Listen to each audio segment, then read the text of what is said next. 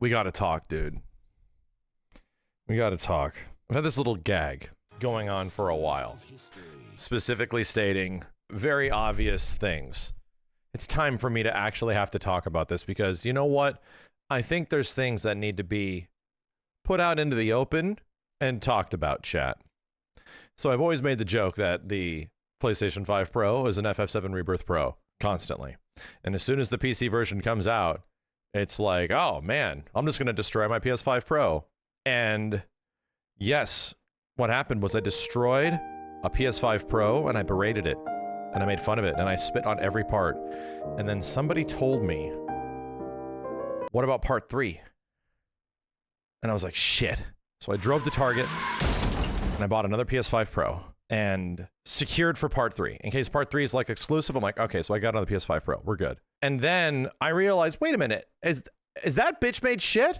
That is bitch made shit. So I destroyed that one.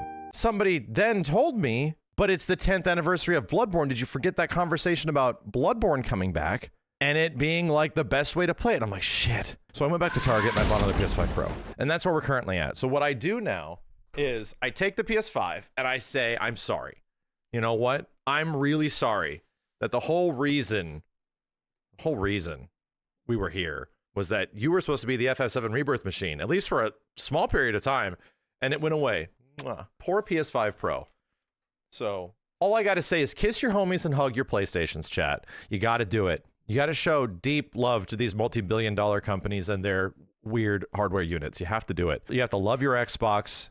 You need to fondle your Switch. You just have to do it. And then kiss your homies. I'm here to reveal something that is going to be shocking and striking to everybody. And a very large majority of you guys. I never destroyed a PS5 Pro. And I know this is disappointing to many people. I know it's really, I think genuinely dishonest of me that I would say that, but it's true. I never actually destroyed a PS5 Pro.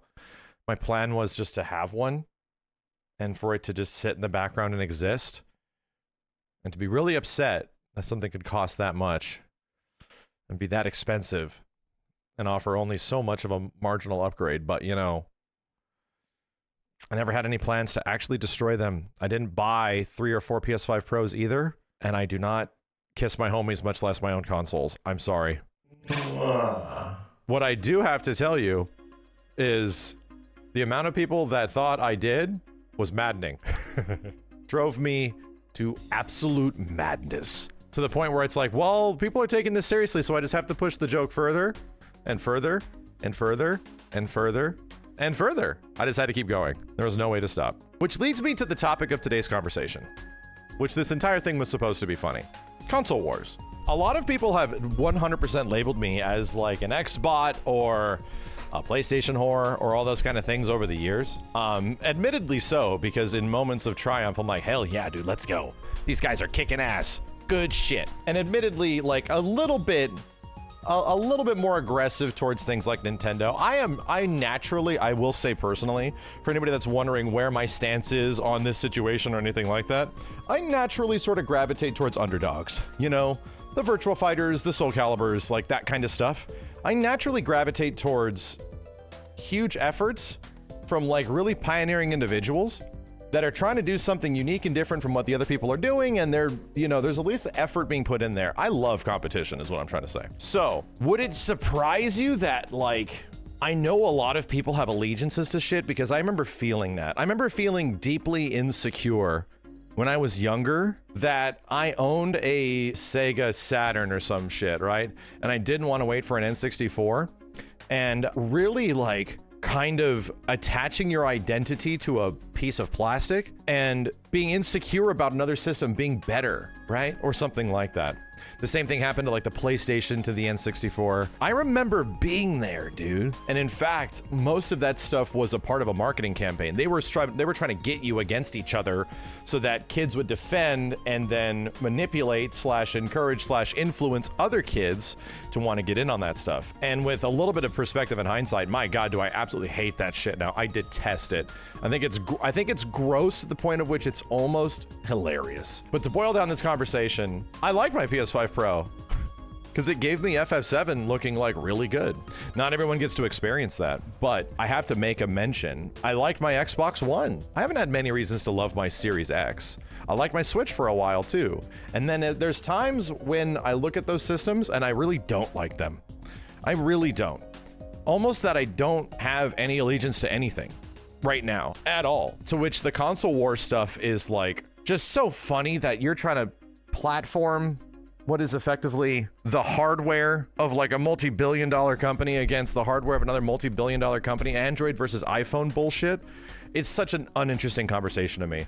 And to be completely honest, dude, these things don't do anything for you unique than what is out on the market right now. Like, at least there was something in the PS3 era where it could run apps and stuff and you can have Netflix on it and yada, yada, yada, when TVs couldn't entirely do that yet. But now it's just like, your consoles just run the games, you know?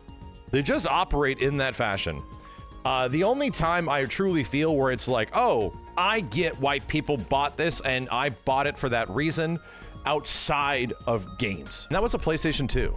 And a PlayStation 2 was straight worth it because the next generation of video was upon us and you had DVD capability. So to me, it was like, oh, I get it, dude. I get why people and myself, I didn't buy a PlayStation 2 for Dynasty Warriors 2 at launch. I didn't buy a PS2 for Tekken. I didn't buy a PS2 for Street Fighter EX. Dude, I bought that piece of shit system that had like no games for the longest time for Princess Mononoke of all things. And that was a DVD. And the only way you can get that DVD was like, well, only if you had a DVD player, right? To me, it's always been in service of what it's providing. What I'm gonna say is that everything since then, and every time a console comes out after the, at the age of like my mid-teens, unless the console is doing something genuinely new and incredible, like a Dreamcast, getting people online for the first time on a console at home for the most part, and, you know, providing arcade experiences at home that are actually better, insanely transformative, right? Which is why I love the Dreamcast. The PS2 I get, but everything after that, man, they just play games. And that's what I'm here to say. I have been stuck in this controversy in the past. I am reliving this shit all over again 13 years later. And I'd like to remind you, there was a certain game that came out 13 years ago that got a bunch of hate and a bunch of vitriol and all this shit because the game was effectively jumping systems, and that was Bayonetta 2. And in my eyes, it was like, well, this wouldn't exist if it wasn't for Nintendo's help. So, I mean, why do we give a shit? Literally fuming with absolute disappointment right now! Bayonetta 2, Wii Poo only! Bayonetta 2 is a Wii U exclusive? Motherfucker! I mean, I get it. I didn't even have a Wii U at the time, personally. But it was like, yeah, that was one thing that made me want to get it because, well, Bayonetta 2's going to be on the system, so I'm going to get it, you know? That has obviously, like, changed in many ways over the years, but, like, a lot of people were genuinely pissed off that Bayonetta was going to be leaving the Xbox 360, Xbox 360, and, like, PlayStation. And I'm like, who cares? If it wasn't for these guys, it wouldn't exist. That is my echoing sentiment forever. And that is the way I think about games. So for anybody that's wondering, am I leaning towards PlayStation? Am I leaning towards Xbox? Am I leaning towards Nintendo? And I'm going to tell you, yes, I lean hard towards Xbox when they do something really cool like Hi-Fi Rush or like bring back Killer Instinct. That company's fucking awesome. They have not been awesome specifically, but now they're doing sick and I can't wait to get it on my Xbox. I don't care, right? Microsoft doing great. Same exact thing for PlayStation. If PlayStation shows up in a few months and they're like, hey dude, here's some crazy exclusive fighting game and here's a Bloodborne remake. Bam. Oh my God, I cannot believe how goated Sony is. They've been listening the whole time. All those dumbass decisions they've been doing for the past, like, you know, 5-7 years, this entire console generation, man, it makes up for how badass this moment is. Sony goated. And in the exact same vein of Nintendo, it's like, bam, I cannot believe that, you know, that I ever doubted this Switch 2 thing, because we now have Smash Brothers and let's just say something else that's incredible. I don't know, Daytona USA 99 or some wild ass thing that's only on that system. What I'm trying to tell you is I only give a shit about games.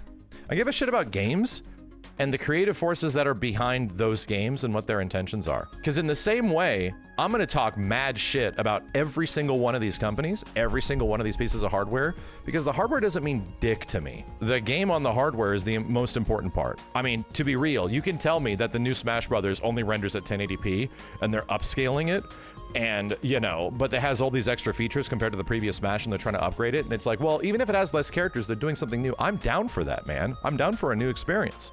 A lot of people will be upset. They'll be super upset. But for me, it's like, I kind of want just the new experiences, even if they don't look necessarily as good as the others. And the Switch 2 is the best example of it, because it's not going to be on par with like an Xbox Series X, maybe not even a Series S, or what is currently in like PlayStation 5 lineups. But it doesn't matter, because Nintendo has almost historically never made their money, going back maybe until the 80s, off of their hardware being like incredibly superior. It's always been either a gimmick, or the fact that their first party lineup is like unbeatable. And it has its entire ecosystem that exists completely and almost separately from the rest of the video game industry. And yeah, that's the shit that I want to play too. That's the shit that I want to get into as well. I will always be in service of games, period. And this is hopefully consistent messaging for me over these years. Because as much as people want to label you in one way or the other, I am going to talk shit about the absolute abhorrent management and decision-making going on at like Xbox, much less PlayStation, and how this generation feels like it's mostly lost and an extension of the previous generation in just many ways. I'm always going to make fun of the fact that all my Nintendo hardware seems to fuck up in some way. The fact that like, oh, we're paying these high premiums for all this extremely high crafted Nintendo hardware and it always breaks. So I'm always going to make fun of them for that, dude, personally speaking. And the fact that Nintendo, a company that has so much money, a war chest that is full of so many billions of dollars, and all of a sudden you'll look at some of the games and you don't necessarily see where that money is going sometimes, and it could be kind of like, so what, huh? Well, why does a Mario Party take that long to make? So there'd be some genuine questions on my end. I have zero console allegiance, because I will just absolutely suck any system dry as soon as it puts out a game that I love. And I have been that way consistently, chat, going all the way back to a point where I have very little money and I'm working for like approximately $6 an hour. But I imported and learned Japanese and did all this shit to play Final Fantasy XI early, and I wanted to commit to doing that. So at that point, I'd pretty much only played games on PC for like the longest time, until something came out on console, and now all of a sudden I'm a console player. I can't help it. In the vein of what's happening with FF7 Rebirth and the PS5 Pro, I think the PS5 Pro gave me something for a very short period of time that made me quite happy. And I don't mind it, because it's also going to give me other games that are most likely going to be exclusive to PlayStation 5 for a little bit, and give me some games that'll be nice to look at least in their best form that they can be at the time. Ultimately speaking, a lot of this stuff is going multi-platform. All I'm going to tell you is that the way the industry is going right now, it makes no goddamn sense for things to be exclusive anymore. The only company that makes sense for is Nintendo. They're the only ones. And the only reason is that has been their MO for like 30 to 40 years. It's just what they do. And even in their case, a lot of people wish some of those games would come to PC in some way. They would do so much better. What I'm trying to tell you is that, again, I'm in complete service of games. Execution of games, I have no allegiance to hardware, man. I don't give a shit. It was a point where when all this stuff is going down, where it's like kiss your PS5, burn your PS5, you know, because the whole point of the system was just to give me FF7 Rebirth that looks better and plays better, and now that's gone because the PC version's actually way better than the PS5. I am not allegiant to the PC version of games either, because you know what? PC games also fucking suck. Let's be completely honest here, dude. All the games that we know, love, and play, the majority of them that are not like indie games, are made on PlayStation 5s. Almost everything in this industry is made on a PS5 and designed for specifically PS5 hardware. So when that shit gets put over to PC, much less to Xbox or other consoles, there's a lot of issues that come as a result of that, dude. Like most games now, it's a toss-up if this shit is going to run good. FF7 Remake, a wonderful example of that. Dragon's Dogma 2 at launch, a wonderful example of that. Most games that you're like, yeah, here comes the PC version. A lot of Capcom games in those early days were rough, dude. Some Resident Evils had terrible frame pacing and shit. It's like, ugh. And you kind of have to rely on fans to fix stuff. That has not changed. So to be real, Max isn't a Nintendo, a Sony, or an Xbox, right? I'm not, until I am. The same thing applies to PC, 100%. Because PC games, you would think that like a modern, some of the best in class like AMD CPU and like a 4090, you can just throw that shit at any game and it's just gonna run amazing. No, that's not the case. That's why PC sucks.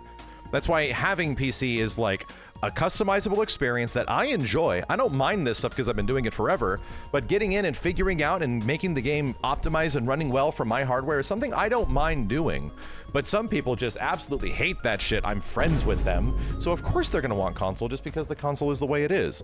And to be fair, there has been several console games that are also on PC over the past 5 to 10 years that just run better on console as well. Doesn't make any sense. The PC hardware is so much better, but games are not designed to fully optimize and utilize all of what PC hardware has. So what I'm saying is that I'm not even beholden to PC, dude. I'm just beholden to the game, and whatever way that game is being provided to me, if I'm into it, if that game is running the best on whatever the hell it is, I'm just playing it on that. And I love this system right now. This system, this PC, whatever, this old system has given me a reason to fire it up and play it. Because I'm not just gonna turn that bitch on without any effort. What do I look like? Some bitch made shit? Don't answer that. I'm not gonna turn on any of these systems unless they give me a reason to. In the same vein, it's always gonna be a game. It's going to be a game that doesn't. I don't give a shit about the console. The only time I did was for the Dreamcast, and I still do. Because I still think the Dreamcast, for what it did in the era it came out, and how it executed those concepts, is something that I will be defending. But another thing I have to say, that doesn't come without caveats, as well as it had a whole bunch of issues and a whole bunch of missteps. What I'm also trying to tell you, and this is just a basic lesson from somebody that is 22 years old and has seen a lot in his life and has been around this industry for like 16, 17 years. All I'll tell you is that that thing you love the most in your life, that thing that is like absolutely infallible, is actually not perfect. And if you're able to recognize that some of those things that are not perfect about it, it'll take the other things that are so exemplary about that game, that movie, that experience, that person, that bring it to the front, that make you realize why you love it, why you loved that, or why you love them. This applies to people too. I think that is actually loving something, is looking at it, identifying that there are several things, like 9 out of 10 things that are incredible, but maybe a few that aren't exactly perfect, but that does not remove from your overall impression of that experience. And I could say the same shit about Bloodborne, Final Fantasy VII, if we're saying in this space, the Dreamcast, all that shit. And also the same thing for like a lot of people in life, and why their imperfections are not the things that define them. It's all the stuff that you love about them being in your life. To be real, for the people that are just like absolutely, when you have somebody that is just, for any piece of media, full bore, just constant either negativity stream or constant positivity stream, one way or the other, it usually feels pretty disingenuous to me. Because even in a situation of Final Fantasy VII Remake and FF7 Rebirth, games that I really enjoy playing related to what's happening right now, dude, I'm able to call out the things that I don't love about it. I'm able to call out the things that I hope get fixed in the next game, because I think that's actually productive. So that's where I feel on anybody that's like big hardcore into defending Sony or Xbox or Nintendo, just completely like into it. I really disconnect with people like that. And it's just because it's like, I don't know. Like, I don't know like how you can not have issues with some of these things that are going on in the industry, much less have issues with what they're doing with their games when things are obviously not going good. And I've run into several people like that are just like, the funny ones are the ones that can admit it, that they are that way, which is a situation of like, hey, you're able to realize that you are that way, which is important. They're like, yeah, I'm kind of just gonna buy this shit no matter what, and I can't help it because I love it. And it's like, well, okay, you know what, cool. That you have identified that you are that way, and it's kind of like a caveat about your personality. That's some self-awareness.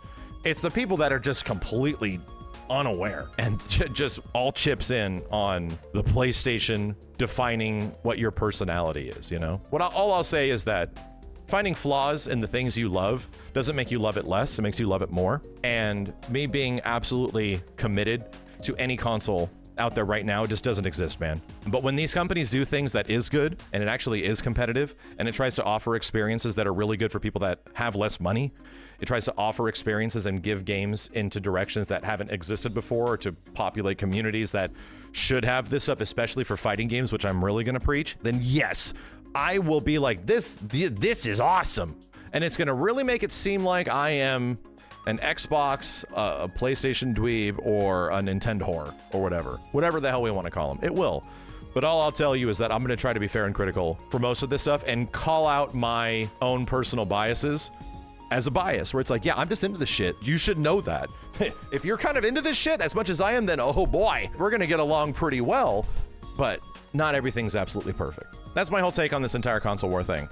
And I'm just going to tell you, man, I poked the bear a little bit with this PS5 Pro thing, just even exhuming a little bit of excitement that FF7 Rebirth could run better on a PS5 Pro, and getting a ton of wild shit to the point where I follow it up with the exact opposite.